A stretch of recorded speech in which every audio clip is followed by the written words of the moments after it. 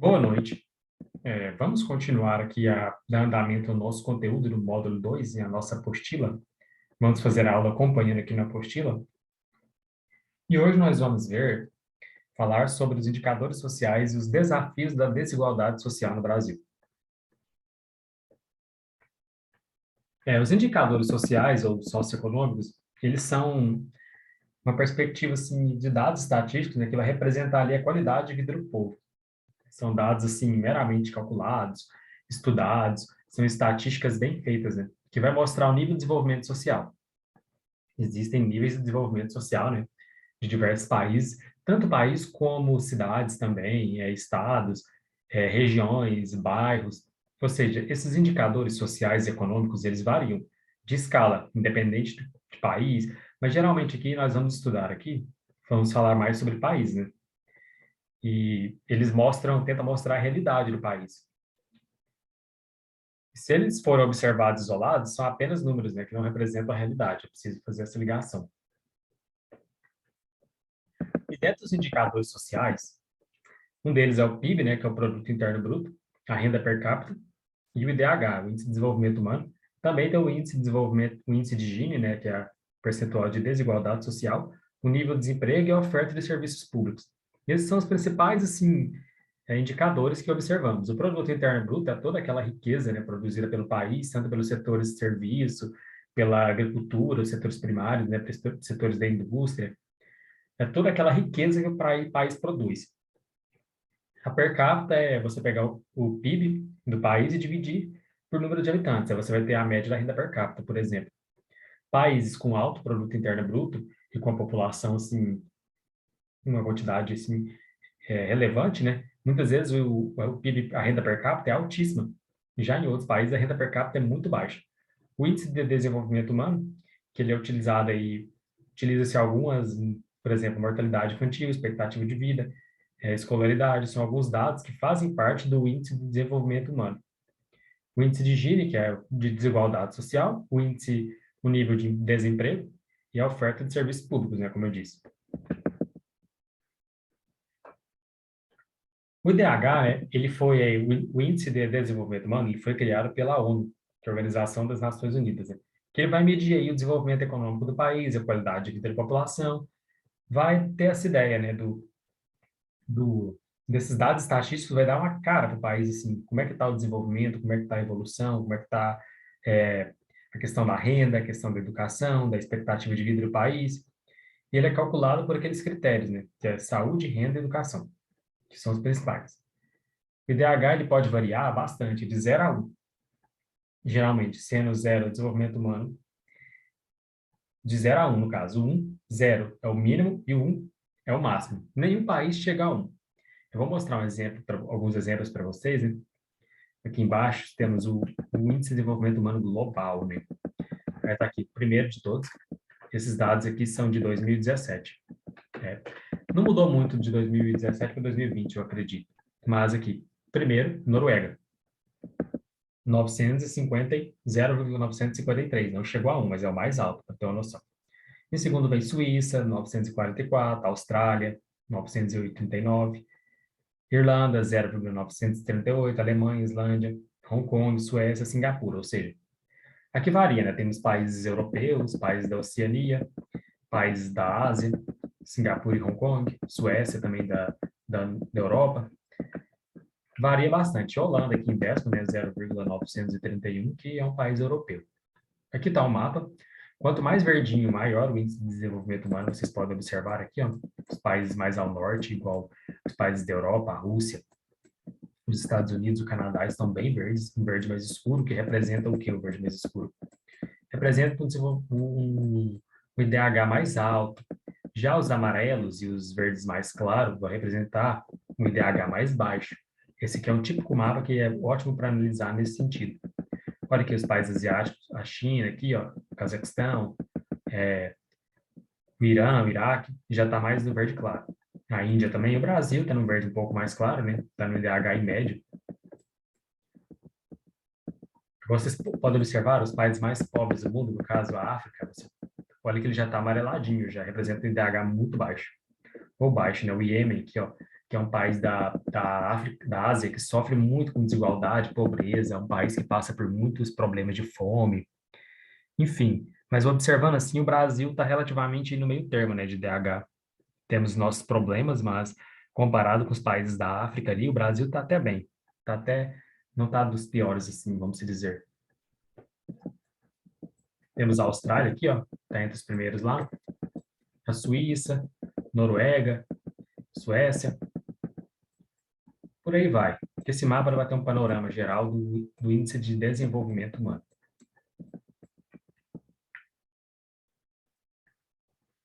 E aqui fala um pouco, né, do IDH, né, utiliza os indicadores socioeconômicos para o cálculo do PIB. Fala da renda per capita também, que a renda per capita não é nada mais nada menos que a distribuição de riqueza, né? Como que é distribuída essa riqueza? É aquela ideia que eu falei. Você vai dividir, né, em relação à população. Tem essa importância aí. Por exemplo, aqui, vamos falar aqui de renda per capita. Renda per capita. Aqui mostra os países. Vamos observar a renda per capita em 2014. Estados Unidos, França, Itália, Equador, e por aí vai. Em 2014. E uma coisa interessante é que a renda per capita elevada, como eu disse, eu falei antes que ela é importante, mas ela nem sempre revela as condições, reflete as condições socioeconômicas, porque muitas vezes ela não é dividida igualmente. Existe muita desigualdade de renda, né? A concentração de renda é grande em alguns países. Ou seja, por mais que a renda per capita seja alta, isso não quer dizer que ela está bem distribuída, certo? Ou seja, existe ainda muita desigualdade de renda nos países, igual nos Estados Unidos existe bastante desigualdade de renda. Não quer dizer que é alta, que é tudo dividido para todo mundo. E aí entra o coeficiente de Gini, né? Que é o que mede a desigualdade social do país, do estado, do município, que ele foi descoberto por um italiano chamado Conrado Gini, né? Em 1912, e ele criou esse cálculo aí para representar a diferença dos rendimentos médio dos mais pobres em comparação com os rendimentos dos mais ricos de cada sociedade, né? Seja um município ou um estado, enfim. E a taxa de desemprego, que também é representada aí por um percentual, né? Que representa a ausência de renda por parte da população no mercado de trabalho, no mercado consumidor também. No Brasil mesmo, o IBGE, que é o Instituto Brasileiro de Geografia e Estatística, ele é responsável para realizar esses levantamentos, no caso do índice de desemprego. Ele mostra aqui para a gente o quê? Um gráfico, né? Que vai falar da participação dos trabalhadores. Aí tem os anos de 2002, 2003. Por exemplo, por conta própria, percebe-se que 2002 até 2017 teve um aumento do número de trabalhadores por conta própria. Já que empregados com carteira, não teve, de 2012 para 2017, não teve como é que fala? Uma participação tão aumentada assim, né? Não teve um aumento significativo. E teve uma queda no caso de empregado com vínculo, né? Que caiu bastante. Aqui, ó, de 50 para 48, pode-se dizer que é muito. Ou seja, enquanto os dois veio, enquanto o número de empregados com carteira assinada teve um aumento que não foi muito grande, tem o empregado por conta própria que teve um aumento maior, né? Por conta, às vezes, de problemas relacionados à dificuldade de contratação, problemas internos do país. Aí.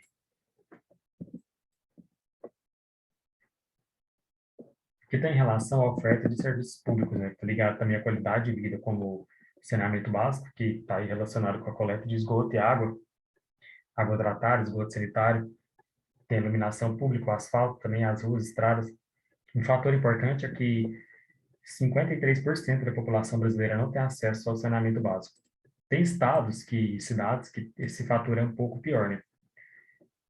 Proporção da população, esse mapa aqui representa bem isso, a proporção da população residindo em domicílios sem acesso a menos um dos três serviços de saneamento básico.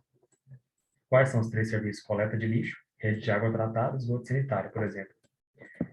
Aí no que mostra o mapa do Brasil, né? Que essas partes mais brancas de 0 a 20% é mais claro, e o azul mais escuro é de 80% a 100%.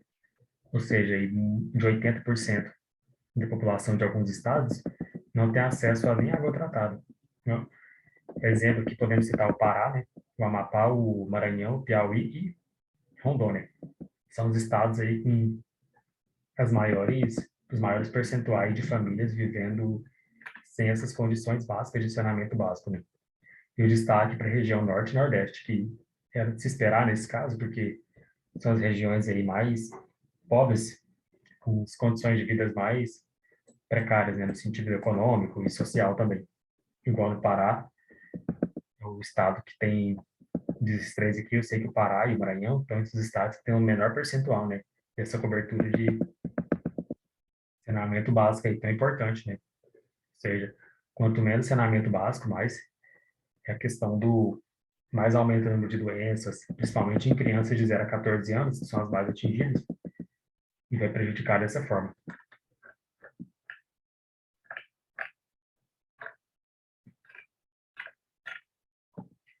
Aí, no caso, falei dos principais, que é o índice de emprego, né, que é a questão do saneamento básico, a presença de serviços públicos.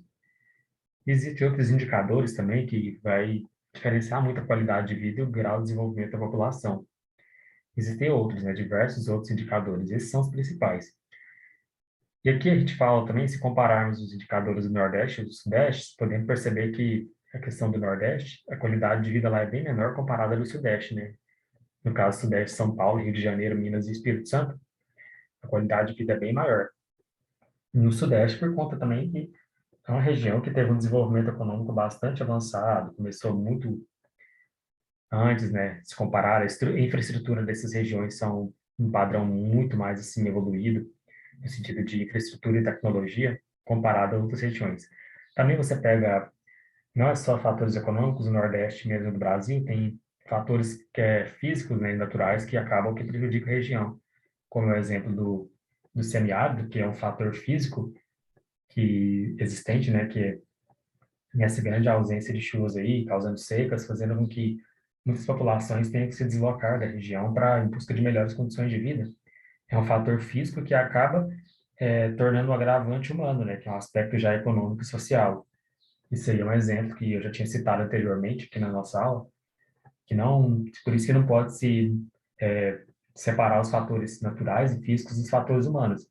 Muitas vezes eles estão interligados. Esse é um dos maiores exemplos disso. Tanto os desastres naturais, mas nesse caso específico, estamos falando aqui do Nordeste, que já é uma região assim que possui um alto índice de desigualdade e pobreza, e você pega a questão da seca, né, um aspecto natural, que vai acaba potencializando isso. É tanto que a região do Nordeste mais pobre é a região do semiárido, onde tem a ausência de chuvas, onde chega a chover, chove de 12 em 12, de 11 em 11 meses, e isso prejudica mais ainda, né? Potencializa essa questão da pobreza e da vulnerabilidade, ainda mais no Nordeste.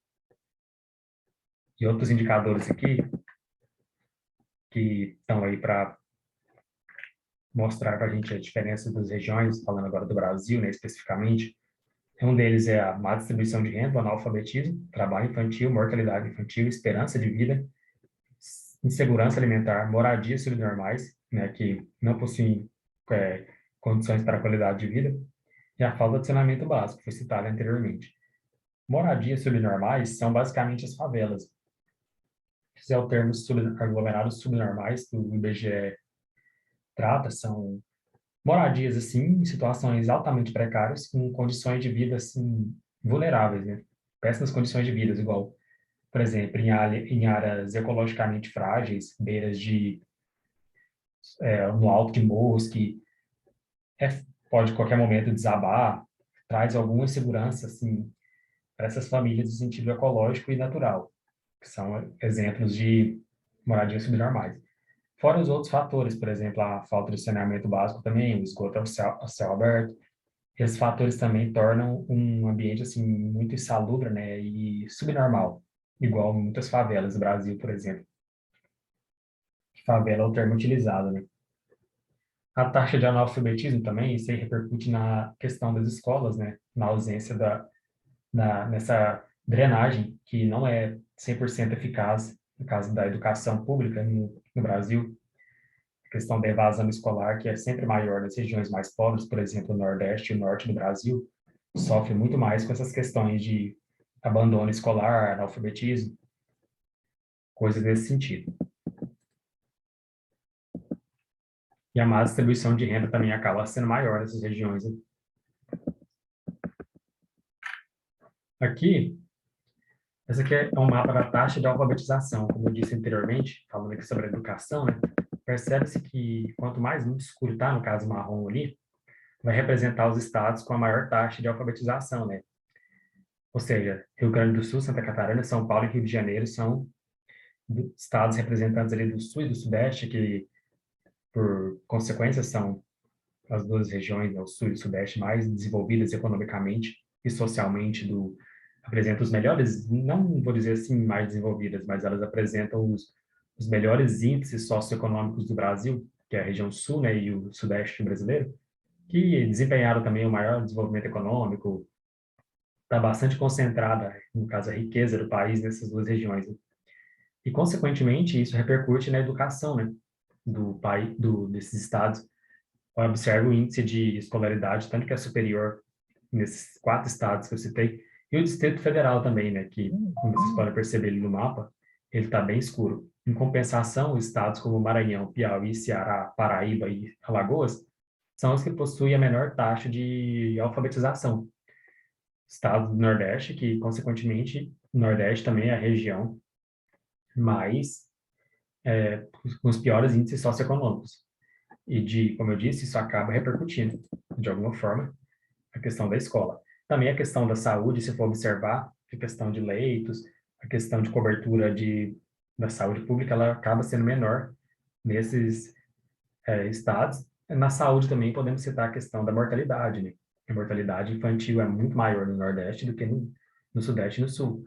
E a taxa de natalidade acaba que é outro fator que no Sudeste eu imagino que ela é menor também, né? Por conta de muitos estados, geralmente os estados assim, com maior desenvolvimento, a taxa de natalidade é menor, tem-se menos filhos. E a população também acaba por ser mais, como vimos, né, anteriormente, igual funciona de país para país, por exemplo, em países mais desenvolvidos, a taxa o número de idosos é maior, e em países menos desenvolvidos, o número de idosos é menor. A população jovem, por exemplo, de 0 a 14 anos é muito maior. Da mesma forma acontece nos estados. Ou seja, é uma lógica que você consegue aplicá-la em diversas escalas, seja, por exemplo, num bairro para outro, seja numa cidade para outra, seja numa região para outro país, seja no estado para outro, seja no país para outro, seja até mesmo no continente.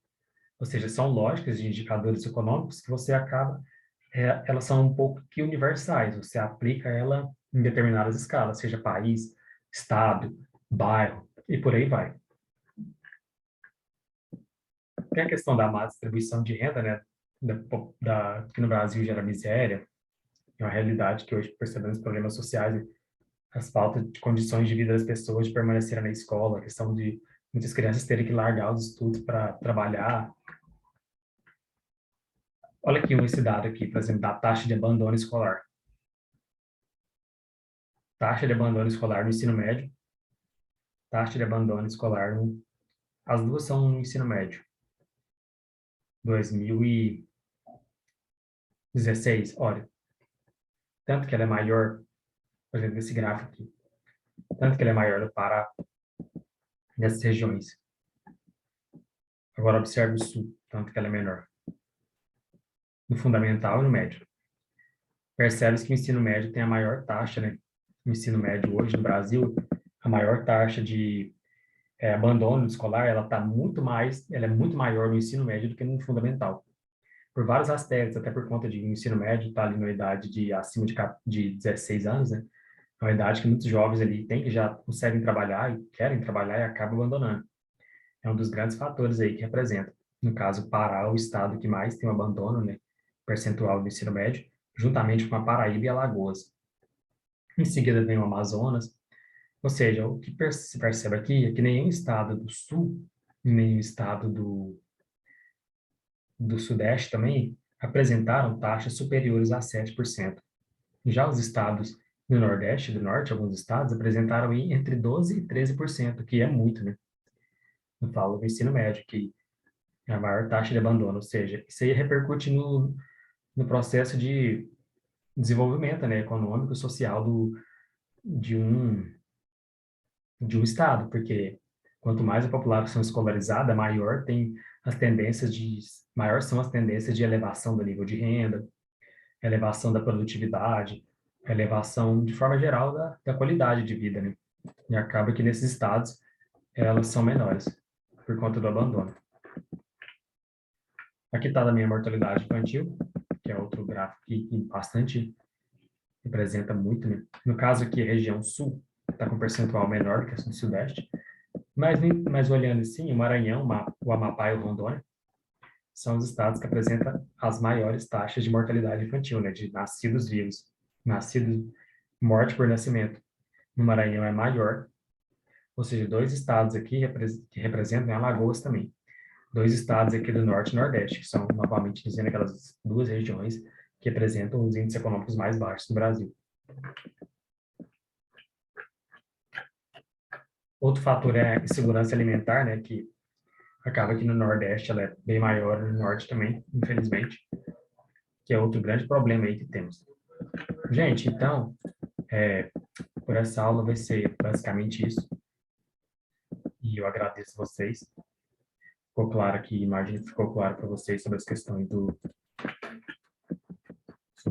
mais de indicadores econômicos do Brasil, trazendo aqui para a nossa realidade, né, brasileira, também para o nosso estado de Goiás, que comparado com outros estados igual o Nordeste, em essas regiões, nós estamos com índices melhores um pouco que eles, né?